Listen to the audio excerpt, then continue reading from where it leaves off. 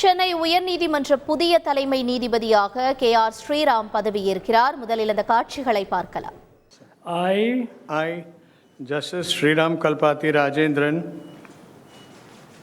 having been appointed Chief Justice of the High Court at Madras, do swear in the name of God that I will bear true faith and allegiance to the Constitution of India as by law established, that I will uphold the sovereignty and integrity of India, that I will duly and faithfully and to the best of my ability, knowledge and judgment perform the duties of my office without fear or favor, affection or ill will, and that I will uphold the Constitution and the laws.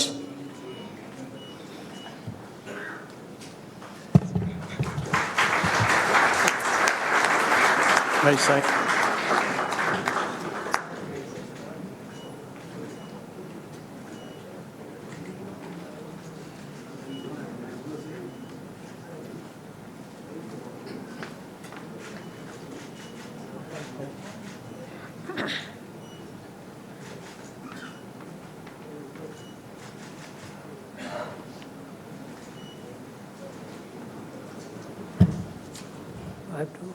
I have to sign it.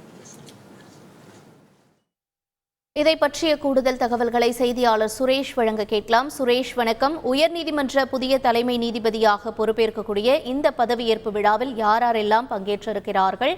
மேலும் இதற்கு முன்பாக இந்த தலைமை நீதிபதியாக இருக்கக்கூடியவர் என்னென்ன பதவிகளை வகித்திருந்தார்? அவர் பற்றிய தகவல்களையும் பகிர்ந்துக்கோங்க.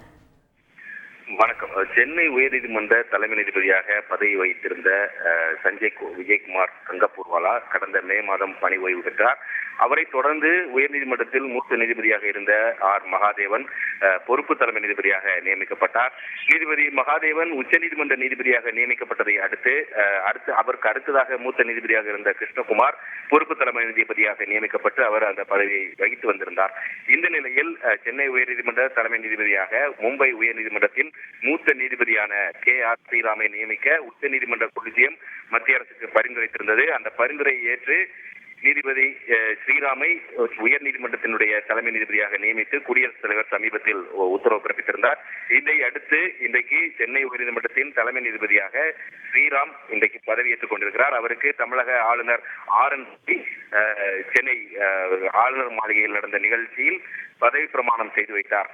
புதிய நீதிபதியாக பொறுப்பேற்ற நீதிபதி ஸ்ரீராமுக்கு ஆளுநர் பூங்கொத்து கொடுத்து வாழ்த்து தெரிவித்தார். அதே போல பொறுப்பு தலைமை நீதிபதியும் தன்னுடைய வாழ்த்தை தெரிவித்தார். இந்த நிகழ்ச்சியில் தமிழக அரசின் தரப்பில் அமைச்சர்கள் துரைமுருகன், பொன்முடி உள்ளிட்டோரும், அதே போல எதிர்க்கட்சி பொறுத்தவரைக்கும் அதிமுக தரப்பில் டி ஜெயக்குமார் அவர்களும் கலந்து கொண்டார்கள். மேலும் சபாநாயகர் அப்பாவும் இந்த நிகழ்ச்சியில் கலந்து கொண்டார். உச்சநீதிமன்றத்தினுடைய முன்னாள் தலைமை நீதிபதி சதாசிவம் மற்றும் நீதிபதிகள் இப்ராஹிம் கலிஃபுல்லா, இந்திரா பானர்ஜி ஆகியோரும் இந்த நிகழ்ச்சியில் கலந்து கொண்டிருக்கிறார்கள். மேலும் முன்னாள் குடியரசுத் தலைவர் ராம்நாத் கோவிந்தும் இந்த நிகழ்ச்சியில் கலந்து கொண்டிருக்கிறார். நீதிபதி ஸ்ரீராமை பொறுத்தவரைக்கும் அவருக்கு வரக்கூடிய அடுத்த ஆண்டு செப்டம்பர் வரைக்கும் அவருடைய பதவி காலமானது இருக்கிறது. நீதிபதி ஸ்ரீராம் மும்பையில் பிறந்தவர்.